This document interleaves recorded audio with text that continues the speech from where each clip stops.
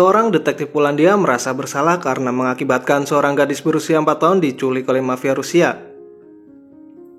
Untuk menebus kesalahannya, dia memburu para mafia Rusia tersebut selama bertahun-tahun lamanya demi mengembalikan si gadis kecil ke orang tuanya. Namun tanpa diduga, para mafia ini mempunyai organisasi di banyak negara dan bisnis utamanya adalah perdagangan anak di bawah umur untuk dijadikan pekerja seks bagi pedofil. Oke bro, mari merapat semua, kita kuy.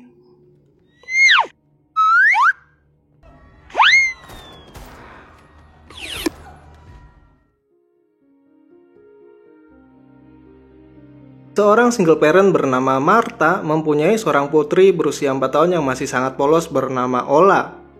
Hari itu bertepatan dengan hari Misa tahun 2004, di mana Ola sangat ingin memakai gaun dan bergabung dengan teman-temannya yang lebih tua menjadi pengisi acara. Marta tinggal dengan pacarnya, namun pacarnya ini kurang peduli sama Ola dan kerjanya cuma main judi. Saat sedang bekerja, Marta melihat truk badut asal Rusia yang lagi keliling. Dan begitu pulang ke rumah, dia sangat cemas karena Ola menghilang. Temannya Ola ngasih tahu bahwa Ola dibawa pergi sama seseorang ke sebuah bangunan kosong setelah diiming-imingi permen. Marta pun buru-buru ke sana, tapi cuma menemukan baju dan potongan rambut Ola serta bungkus permen dari Rusia.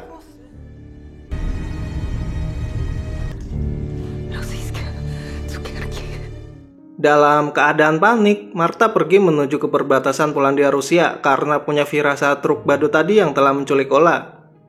Sayangnya di tengah jalan dia dihentikan sama seorang polisi bernama Robert karena melaju dengan ugal-ugalan. Setelah Marta menjelaskan situasinya, Robert mengantarnya ke perbatasan. Namun karena nggak boleh masuk ke wilayah Rusia, truk badut yang masih ada di depan mata jadi lolos.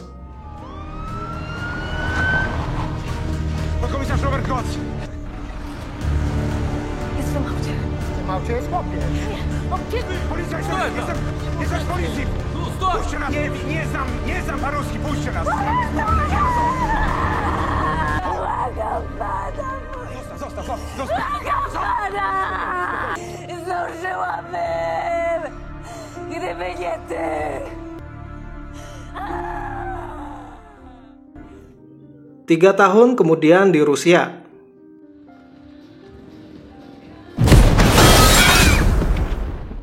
terjadi ledakan pipa gas di sebuah bangunan apartemen.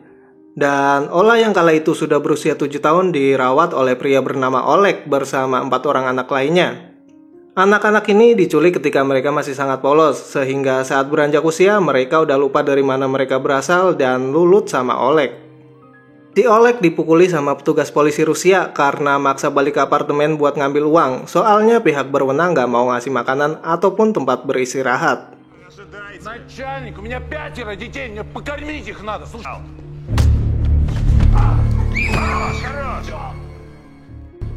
Malam itu pun Oleg dan anak-anak terpaksa tidur di fasilitas umum. Tapi tempat itu ternyata nggak boleh buat tidur karena harus bersih dari tunawisma. Besoknya, petugas damkar memeriksa seluruh pipa di unitnya Oleg dan nggak sengaja menemukan foto tidak senonoh para anak yang diculik beserta beberapa keping CD.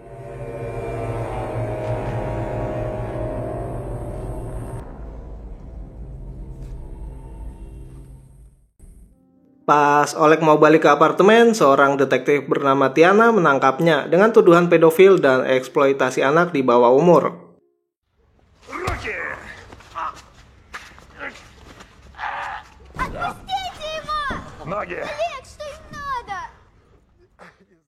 Selama interogasi, Oleg membantah tuduhan Tania.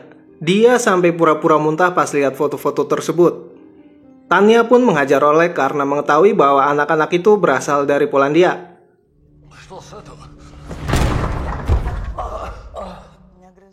Di tengah interogasi, atasan Tania ngasih tahu kalau ada polisi dari Polandia yang ingin menemuinya dan polisi tersebut adalah Robert.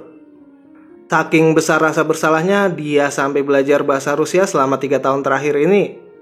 Semalaman Robert memutar CD-CD yang berisi rekaman pelecehan anak-anak di bawah umur dan mendapati seorang anak memegang minuman kaleng asal Polandia.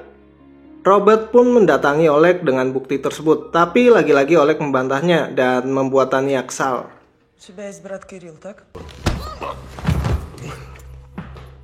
Себя буду трахать в тюрьме. Dengan sketsa Ola yang dibawa dari Polandia, Robert mencocokkannya dengan foto anak-anak di database polisi Rusia dan mendapati Ola ada di antara anak-anak itu. Sayangnya saat kembali ke ruang interogasi, Oleg udah dilepaskan oleh atasannya Tania. Lalu saat tahu kasus itu sudah masuk Interpol, si atasannya jadi ketar-ketir dan nyuruh Tania menangkap Oleg lagi. Oleg sendiri langsung membawa anak-anak ke tempat saudaranya yang bernama Kirill. Dan si Kirill inilah sebenarnya dalang dibalik penculikan anak-anak. Kirill memarahi Oleg karena membawa anak-anak keluar, tapi setelah diceritakan alasannya, Kirill memutuskan untuk menjual anak-anak tersebut. Awalnya Oleg keberatan, apalagi dia sangat suka sama Ola. Namun Kirill berjanji akan mencarikan mainan baru dan akhirnya Oleg setuju. Anak-anak pun dimasukkan ke dalam truknya Kirill dan berangkat menuju Ukraina. Gak lama berselang, Tania datang dan melumpuhkan Oleg yang berusaha kabur. Dia juga mengancam akan menembak burungnya Oleg, sehingga Oleg ngasih tahu kemana tujuan Kirill.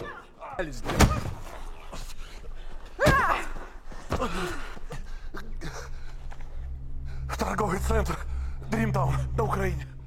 Saat sampai di perbatasan, Kirill menghubungi seseorang dan ternyata orang itu adalah petugas korup yang bekerja sama dengan Kirill. Gara-gara itu juga Tania dan Robert jadi gagal menangkapnya.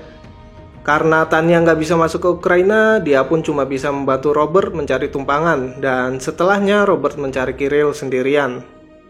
Di sebuah pusat perbelanjaan, Robert melihat truk Kirill tapi nggak menemukan siapapun di dalamnya. Ternyata Kirill lagi bertransaksi sama mafia perdagangan anak yang setuju membeli kelimanya sekaligus. Robert sempat papasan sama Kirill, tapi nggak mengenalinya karena belum pernah ketemu. Dia langsung meminta petugas di sana menutup semua pintu keluar. Namun sayangnya, anak-anak udah dibawa pergi duluan sama para mafia. 5 tahun kemudian di Rotherham, Inggris. Sonya, salah satu dari anak-anak tersebut terlihat sedih dan berantakan. Lalu dia bunuh diri. Robert dihubungi kepolisian Rotherham karena anak tersebut ada di dalam daftar Interpol. Jane dan Robert memeriksa ponsel Sonya dan mendapati lokasi pengambilan foto-foto tersebut.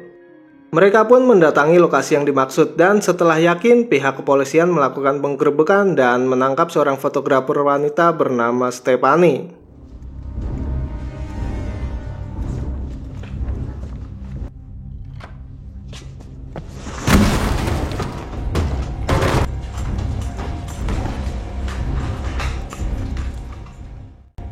Saat itu Stephanie sedang memfoto seorang gadis muda yang mengaku sebagai Candy.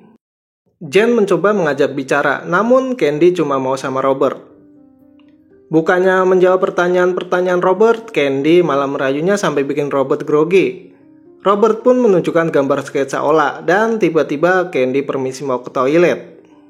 Robert curhat ke Jane kalau tubuhnya menjadi aneh ketika melihat tubuh anak-anak di bawah umur. Setelah bertahun-tahun menyelidiki kasus Ola dan harus menyaksikan rekaman aksi pedofil. Jane yang kasihan mengusulkan supaya Robert menemui psikiater. Kemudian mereka memeriksa laptop Stephanie dan mendapati kalau Candy adalah Ola yang lagi pakai wig. Mereka pun buru-buru ke toilet, tapi Ola udah kabur duluan.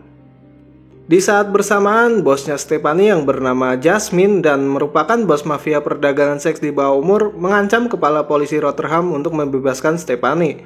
Karena kepala polisi ini sering dikasih servis sama anak-anak naungannya Jasmine. Kepala polisi pun memerintahkan Jane untuk melepaskan Stephanie dan gak bisa ditolak oleh Jane. Sebagai gantinya, Jane akan menyebarkan foto-foto Ola ke pers agar cepat ditemukan. Robert juga gak nyerah begitu aja. Diam-diam dia membuntuti Stephanie yang lagi ketemuan sama Jasmine. Di situ Jasmine memotong jari Stephanie karena merasa Stephanie udah membocorkan rahasia mereka. Padahal Stephanie sama sekali nggak buka mulut. No. What did you tell them? I believe you. What the hell? Fuck is wrong? Setelah Jasmine pergi, Stephanie malah ditangkap sama Robert yang udah ngumpet di dalam rumah. Robert ingin diberitahu di mana Ola berada, tapi karena Stephanie tetap bungkam, dia pun melukai sebelah mata Stephanie. And also,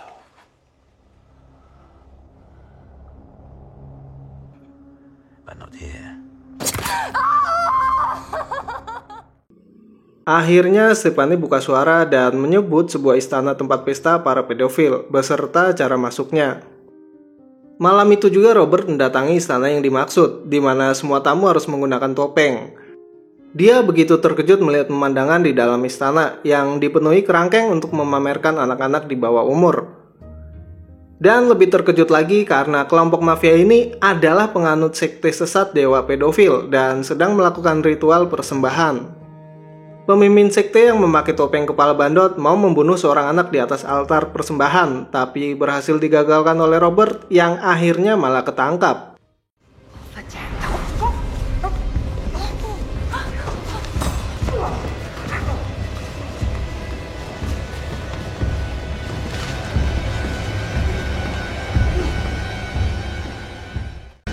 Bukannya membunuh Robert, pemimpin sekte yang ternyata Jasmine malah ingin menjadikan Robert sebagai pedofil juga. Dia memanggil Ola dan menyuruhnya mengemut Robert Junior. Sambil meronta-ronta, Robert meminta untuk menghentikannya, namun semua usahanya sia-sia.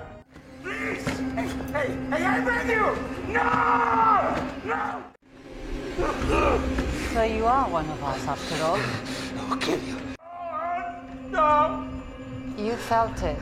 You'll be back for more.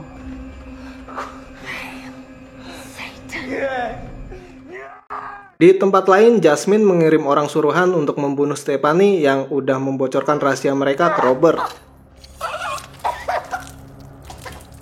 Sementara itu, Robert mengunjungi rumah sakit untuk menemui psikiater.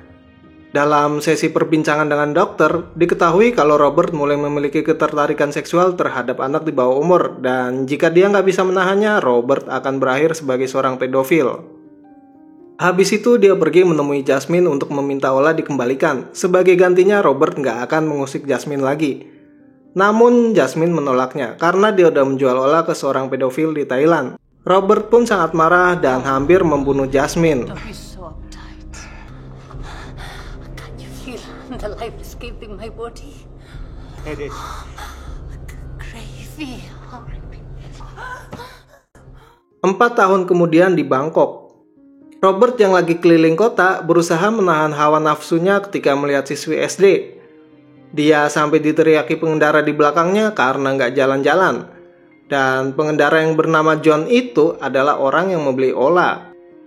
Selain untuk dinikmati sendiri, John juga menjual tubuh Ola ke sesama pedofil di sana. Hari itu, Ola yang sudah berusia 16 tahun harus melayani 3 bapak-bapak yang berfantasi menjadi superhero. Okay, Princess Tyrion is here.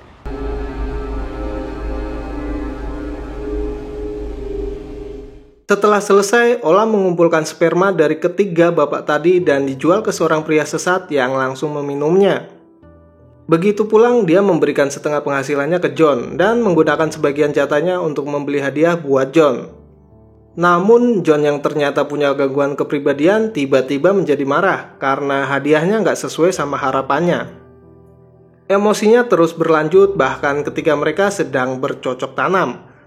Dia baru bisa tenang setelah menghajar Ola sampai babak belur. Ola pun sudah terbiasa dengan kepribadian John ini, sehingga dia akan menghibur John dengan mengabulkan keinginannya. Kali ini, John ingin Ola membuat tato di kakinya dengan tulisan properti milik John. Habis itu, Ola langsung pergi ke motel karena mau ada pelanggan. Dan tanpa diduga, pelanggannya adalah Robert. Si Robert langsung to the point, ingin mengajak Ola pulang ke ibunya karena takut imannya gak kuat kalau lama-lama di dekat Ola. Tetapi Ola menolaknya karena sudah terbiasa dengan kehidupannya saat ini dan malah lebih menggoda Robert. Pada akhirnya Robert memilih pergi sambil ngasih nomor teleponnya kalau Ola berubah pikiran dan mengambil foto Ola untuk diberikan ke Martha. Robert memberitahu Martha kalau Ola udah menolak pulang. Lalu Robert menangis memandangi foto Ola karena merasa bersalah telah terangsang sama dia. Saat itu Robert udah gak bisa menahan gejolak nafsunya. Dia pun pergi ke kolam renang yang dipenuhi anak-anak. Dia menaiki perosotan dan menghadang seorang anak di tengah jalan. Untungnya Robert kembali sadar dan buru-buru kabur dari sana. Di tempat lain, Ola memeriksakan diri ke dokter dan didapati kalau dia lagi hamil.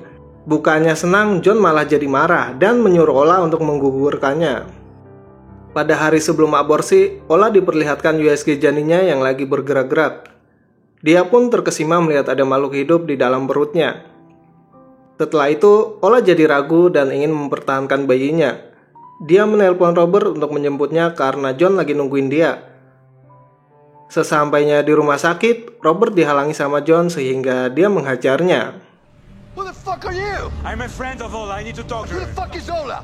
I'm so Over here, bitch! Oh! Come on! Fucking kill you! Really? I swear! You're fucking dead! John yang gak terima mengikuti Robert ke apartemennya. Kebetulan di sana ada preman dan dia membayar mereka untuk membunuh Robert. I have a job for you. Do you have guns? Money up front. Yes, money up front. Let's go, take it. Get in the car. This side, this side.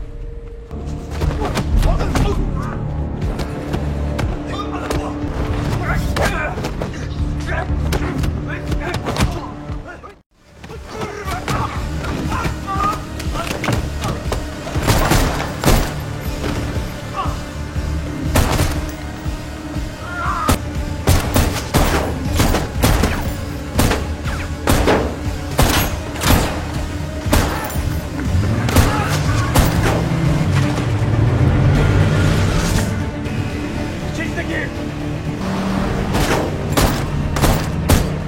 Get down.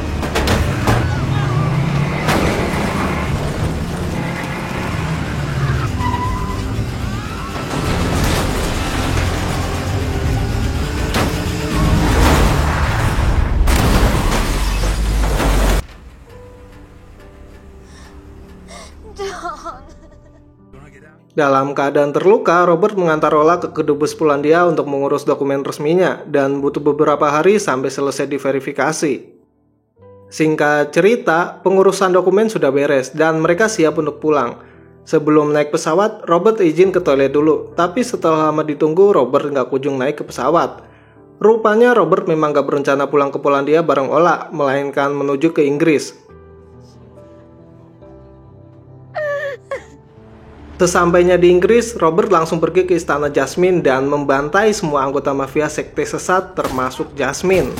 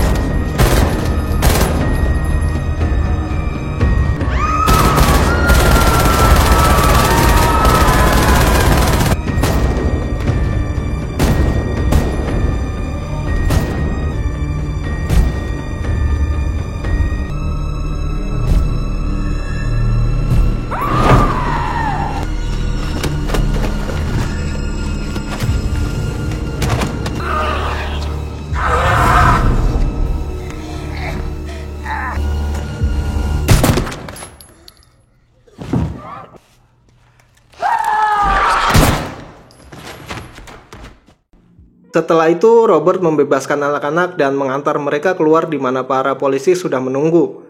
Robert yang masih merasa bersalah dan takut beneran jadi pedofil memutuskan untuk mengakhiri hidupnya. Namun peluru pistolnya udah habis.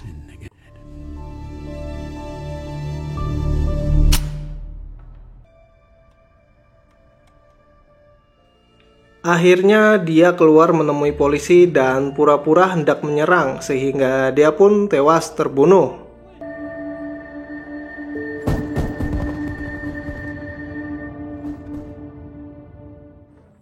Kemudian film ditutup dengan kepulangan Ola ke Polandia yang langsung merangsang ingatan masa kecilnya dan kembali pulang ke rumah ibunya.